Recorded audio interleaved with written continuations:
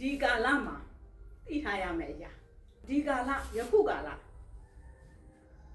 ကဘာကာလလဲနောက်ဆုံးကာလဆိုလို့ရှိရင်သူများတွေက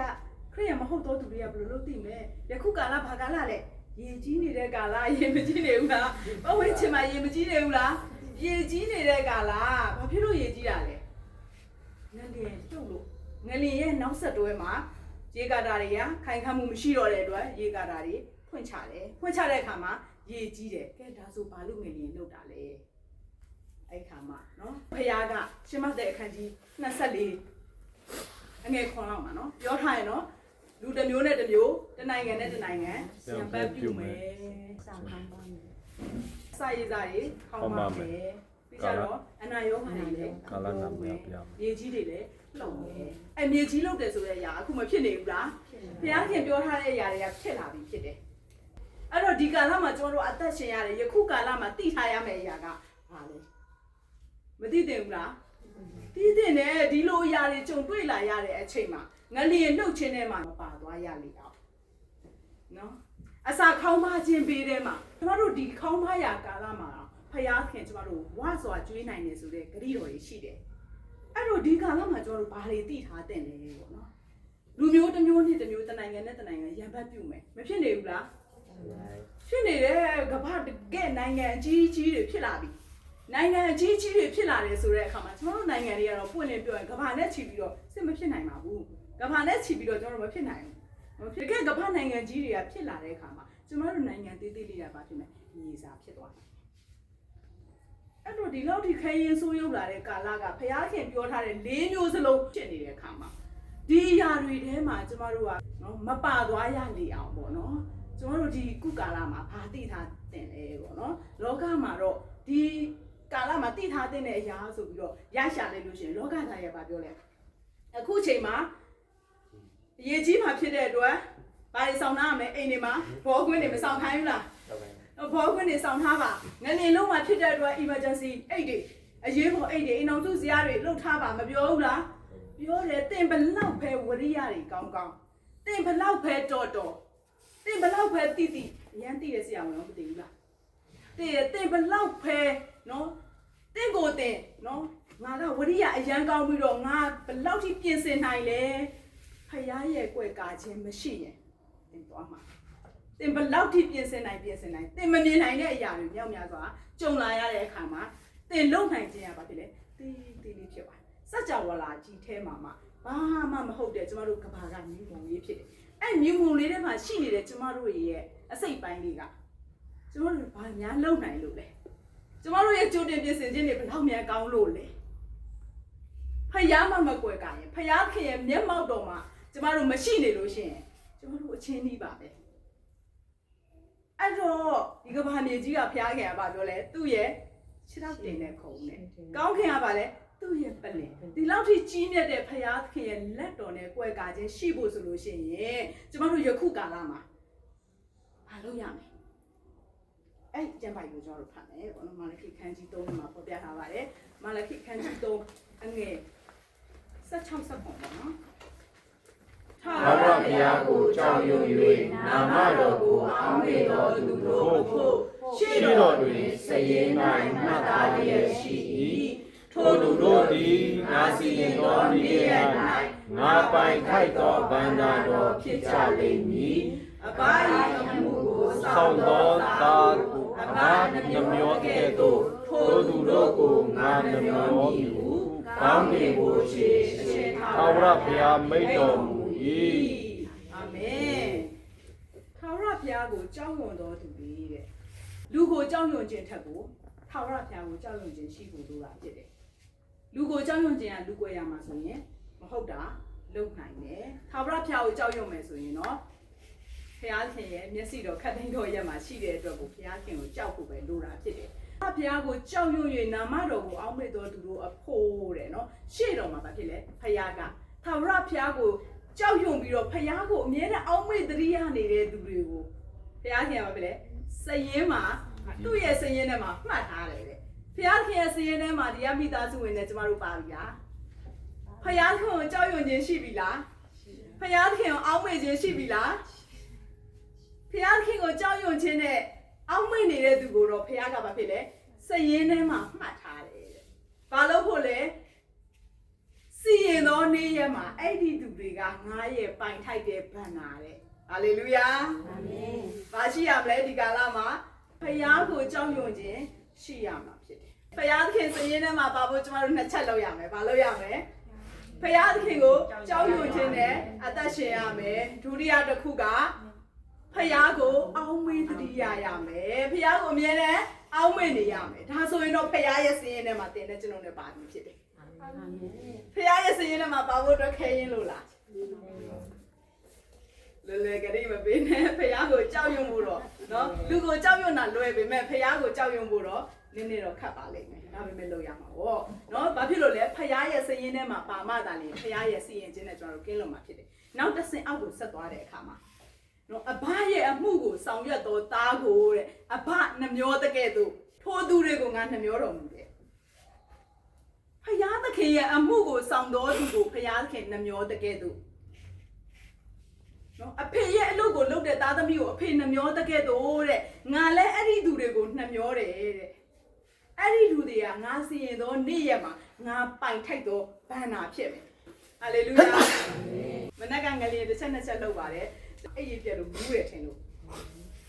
လှုပ်တဲ့အခါမှာကျွန်တော်မသေးချတဲ့အခါကျတော့လှုပ်တော့လှုပ်သွားတယ်၃ချက်လောက်လှုပ်သွားတယ်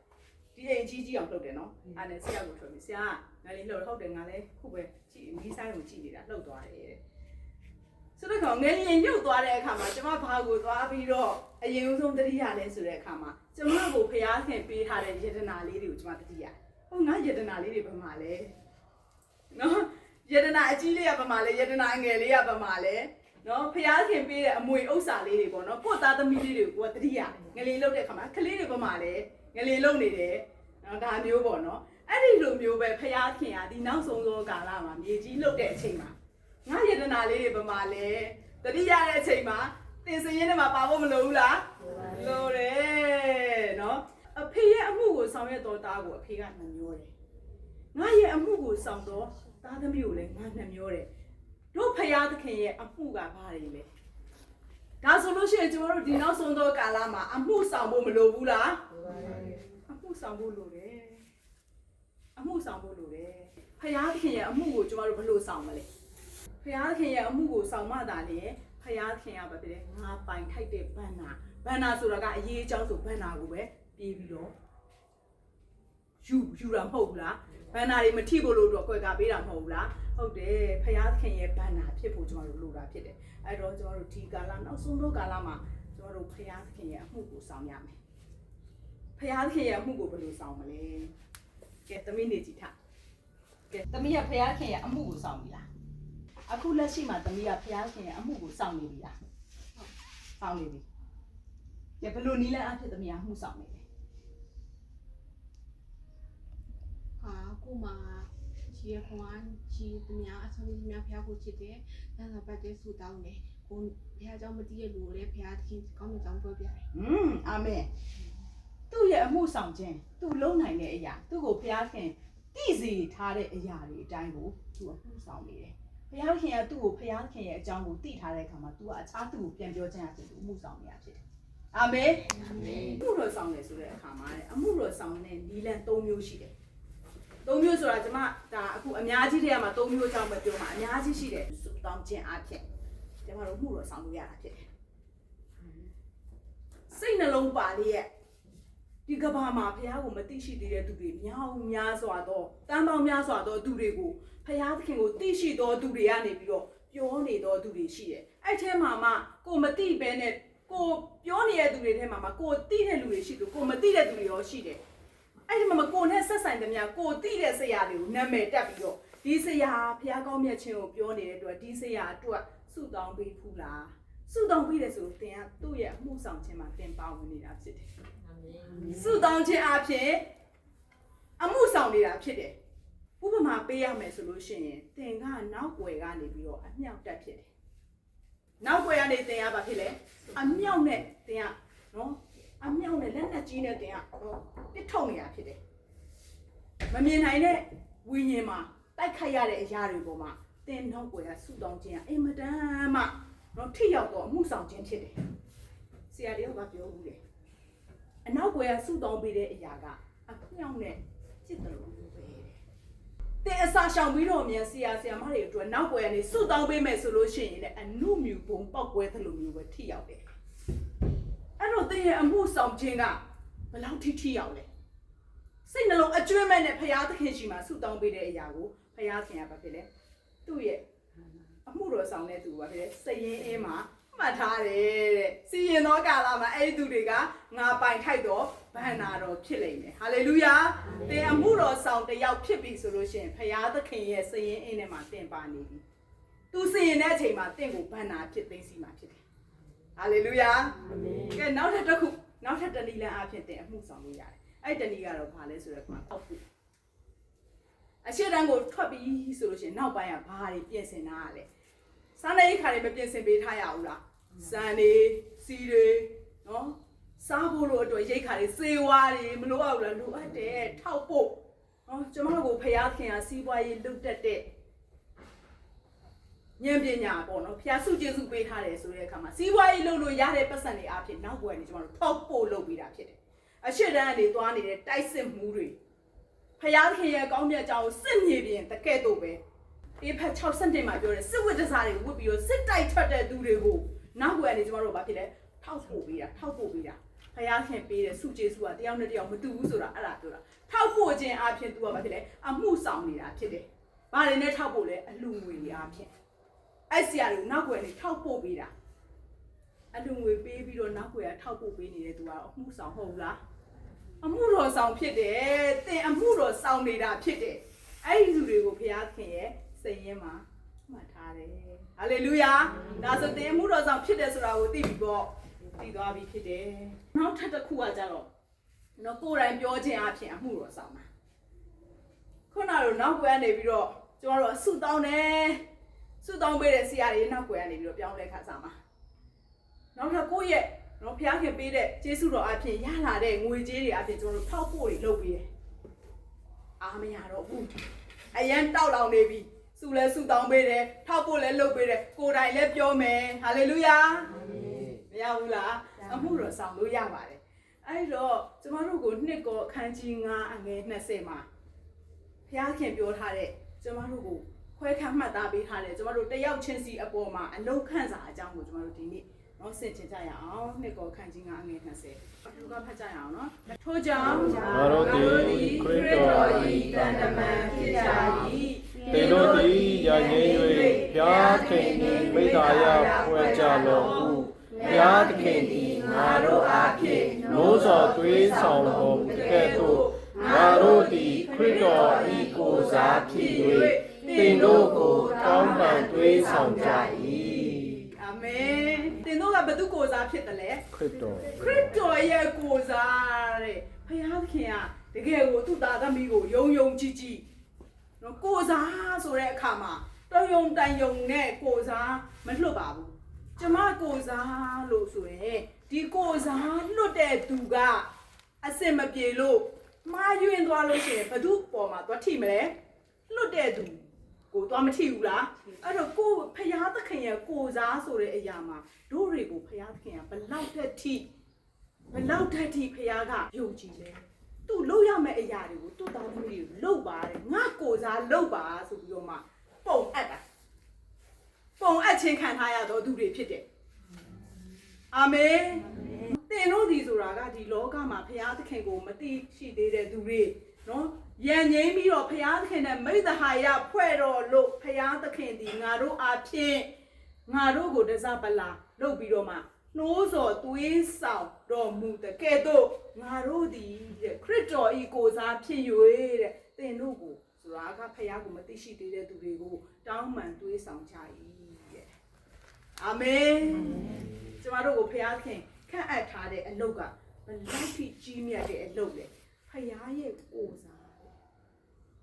ကိုယ်စလဲလွဲစာခွဲခန့်အပ်ခြင်းခံထားရတော်သူတွေဖြစ်တယ်ကိုယ်စလဲလွဲစာခန့်အပ်ခြင်းခံထားရတော်သူတွေဖြစ်တယ်အဲဒါကြောင့်မို့ကျွန်တော်အလုံးမရှိဘူးကျမအလုံးမရှိဘူးပြောဖို့လို့လားဖျားကအလုံးခံထားပြီးသားဖြစ်တယ်ဘာတန်တမန်လဲယဉ်ငြိမ်းခြင်းတန်တမန် ကျွန်တော်တို့အသက်ရှင်တဲ့အခါမှာဒီနောက်ဆုံးသောကာလမှာသိထားရမယ့်အရာကကျွန်တော်တို့အမှုဆောင်ရမယ်အမှုဆောင်မှသာလျှင်ဖယားသခင်ရဲ့စိတ်ရင်းအင်းထဲမှာမှတ်ထားပြီးတော့စီရင်သောနေ့ရက်မှာဖယားသခင်ဗန္နာဖြစ်ဖယားကကိုယ်ကာယဌာနမှာသိသိထားမှာဖြစ်တယ်အဲ့တော့ဒီနောက်ဆုံးသောကာလမှာဖြစ်မဲ့နော်လူမျိုးတစ်မျိုးနဲ့တစ်မျိုးတနိုင်ငံနဲ့တနိုင်ငံရဖက်ပြူခြင်းအရရက်တို့၌အစာခေါင်းပါခြင်းမြန်မာနိုင်ငံမှာခေါင်းပါမယ်လို့ပြောလားအမေရိကန်မှာခေါင်းပါမယ်လို့ပြောလားအရရက်တို့၌တကဘာလုံးမှာရင်ဆိုင်ရမယ့်အရာဖြစ်တယ်ကာလနာများကြရဲဆိုတာလေတကဘာလုံးရင်ဆိုင်ရမယ့်ဘေးတွေဖြစ်တယ်အဲ့ဒီလိုဘေးမျိုးတွေလာတဲ့အခါမှာကျမတို့ကဘာဖြစ်လဲဖယားခင်ဗန္နာဖြစ်ဖယားရဲ့ကိုယ်ကာယဌာနမှာသိသိချင်းခံရတော်သူတွေဖြစ်မှာဖြစ်တယ်အာမင်အဲ့တော့ဒီကာလမှာကျမတို့အားလုံးအမှုဆောင်ရမယ်အမှုဆောင်ရမယ်ဆိုတဲ့အခါမှာအလုပ်တွေကိုအားလုံးကိုပိတ်ပြီးတော့မှအလုပ်တွေအားလုံးမလုပ်ဖ ೇನೆ မှာကျမတို့နော်ဖယားကောင်းမဲ့ချိန်လိုက်ပြောရမှာလားဒါမှမဟုတ်လို့ရှိရင်လောကအလုပ်တွေထားခဲ့ပြီးတော့မှကျမတို့ကအသင်းတော်မှာအစေသွားခံပြီးတော့မှဖယားเจ้าမှာသွားနေရမှာလားအဲ့ရလိမ့်နဲ့ဘလို့မှုတော့ဆောင်လဲခုနကအသိပြီးပြီနော်နီးလန်းနေရှိတယ်ကိုကိုဖယားခင်ဘာစုကျေးစုပေးထားလဲကျမစာတလုံးမှမတက်ဘူး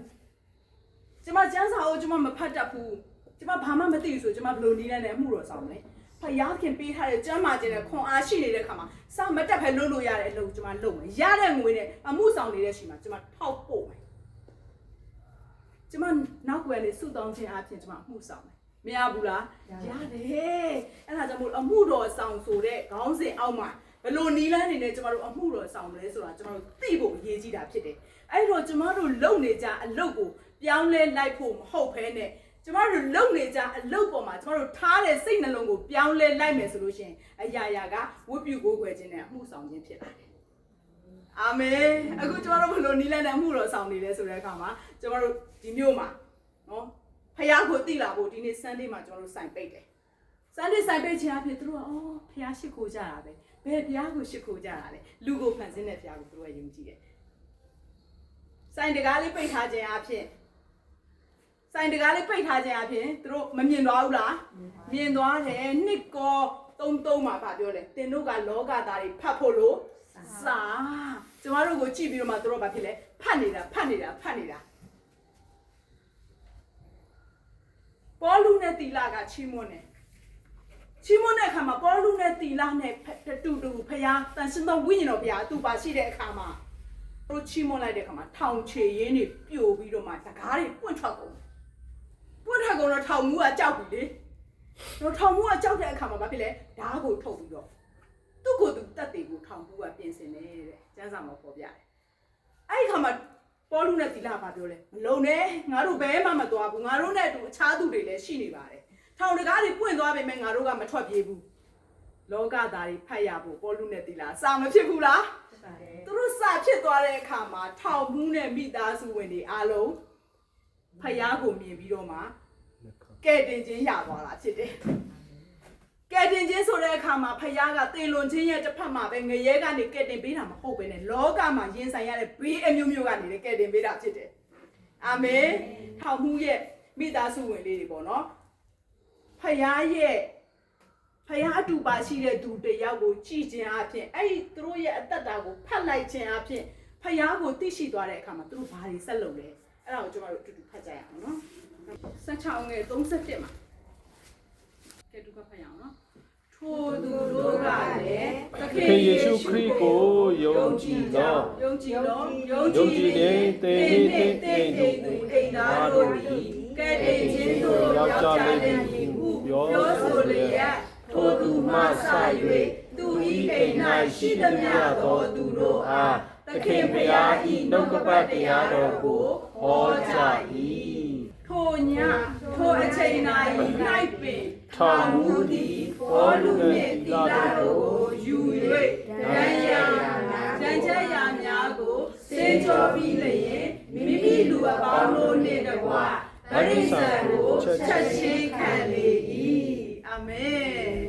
ကဲလောကသားဆိုတဲ့ထောင်မှုနဲ့သူ့မိသားစုတွေခါမှာချွေရန်သင်ပင်သူ့ရဲ့တပည့်လက်သားအားလုံးကဘယ်စာကိုဖတ်လိုက်လဲပေါလုနဲ့တီလာရဲ့အပေါ်မှာပေါလုနဲ့တီလာနဲ့အတူရှိနေတဲ့တန်ရှင်သောဝိညာဉ်တော်ဘုရားအတူရှိခြင်းဆိုတဲ့အသက်တာကိုဖတ်လိုက်တဲ့အခါမှာ ယားကိုမြင်သွားတယ်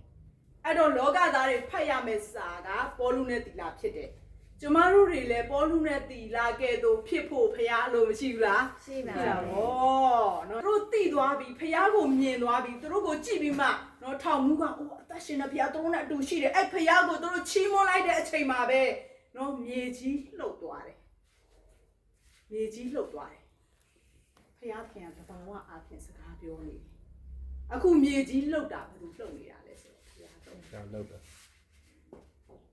အဲ့ဒါကျွန်တော်ကြည့်ဖို့အင်မတန်မှအရေးကြီးတာဖြစ်တယ်။သူတို့ကြည့်ပြီးတော့မှနော်သူတို့သက်ရှင်တဲ့ဖျားကိုချီးမွမ်းလိုက်လို့နော်အဲ့ဖျားကထောင်နော်မြေကြီးတွေကိုလှုပ်လိုက်လို့ထောင်ချင်ရင်းတွေပြိုပြီးတော့မှတကားတွေပွင့်ထွက်သွားတဲ့ဟာကသူတို့ဖျားကတကယ်အသက်ရှင်တာပဲဆိုပြီးတော့မှ